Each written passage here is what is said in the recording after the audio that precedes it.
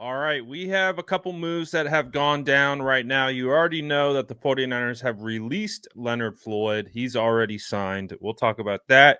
And the San Francisco 49ers bring in a linebacker, Luke Gifford. And you might be asking yourself, who? We'll do our best to try to give you a little bit of a scouting report on Luke.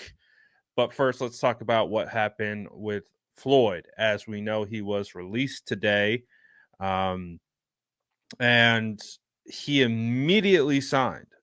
Like, he's already signed with the Falcons. He actually got a raise from what he had previously had. So what I'm kind of the belief is I would almost have to guarantee that the San Francisco 49ers tried to trade him, and the Falcons were one of the people in the conversation.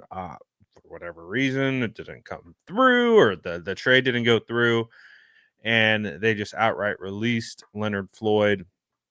It would have been phenomenal to get a draft pick for Leonard Floyd, but they don't, and they probably, I think, are already maxed out on their comp picks. So I don't know if that's going to benefit them at all, other than just getting out of his contract. So that's the update with Leonard Floyd. And then on top of that, the 49ers have signed special teams ace and linebacker Luke Gifford to a 1-year deal. And you might be asking yourself, well, who is Luke Gifford? Well, he was on the Tennessee Titans last year. And I guess, he is known across the league as a special teams ace. I will be honest with you. I've never heard of Luke Gifford, and I pride myself on knowing pretty much everyone in the league, and I've never heard of him. But sounds like he's a pretty solid special teamer. Josh from Associated Press says that he had a 93 or 83.9 PFF grade on special teams last season and was tied for the most tackles on special teams with 10 total tackles. He is 29 years old, so a little bit older, 6'3", 243 pounds. He played his college ball at Nebraska. He was drafted in 2019, or actually wasn't drafted. He's an undrafted free agent with the Dallas Cowboys back in 2019. But he was on Dallas until 2022 and spent the last 2 years with Tennessee, where he totaled 37 special teams tackles over that time. So obviously a big special teams guy. In regards to what he did on defense, actually last year was the most active he has ever played on defense, where he totaled 203 snaps, and that was able to get him 24 tackles, 10 assisted. He did come away with an interception.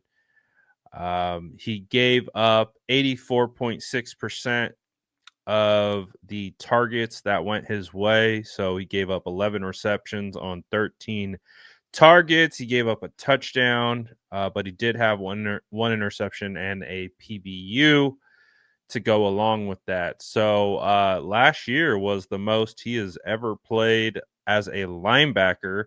The most total snaps that he had ever gotten at the linebacker position was 44 snaps, and that was back in 2022. And the most tackles that he had ever logged as a linebacker were 4 tackles in 2021. So that's a pretty big jump. And all things considered, he only played in week 13, 14, 15, 17, and 18. So in 5 games, put up 24 tackles. And against Cincinnati, which was a big game for him, where he had 4 tackles and an interception. His defensive grade in that game was 91.3. His coverage grade was 90.8. Tackling grade was 81.5. So I don't know. Maybe there's some untapped potential there. Just as a guy who never got any opportunity, but it does sound like he might get some opportunity playing with the San Francisco 49ers, because currently, as it stands, the 49ers, well, they signed 2 special teamers today. Fred Warner, D. Winters, Tatum Bethune already on the roster, and they brought back Curtis Robinson, and now they bring in Luke Gifford. So they now have 5 linebackers in total on the team, which is a little bit better than where they were at heading into free agency, but I still believe that it's probably not the level of signing that fans are going to get really excited about. But that's kind of to be expected when you signed a fringe kind of roster special team guy. So we'll see how it goes. But all things considered, I want to hear from you. I want you guys to let me know what you think about this move.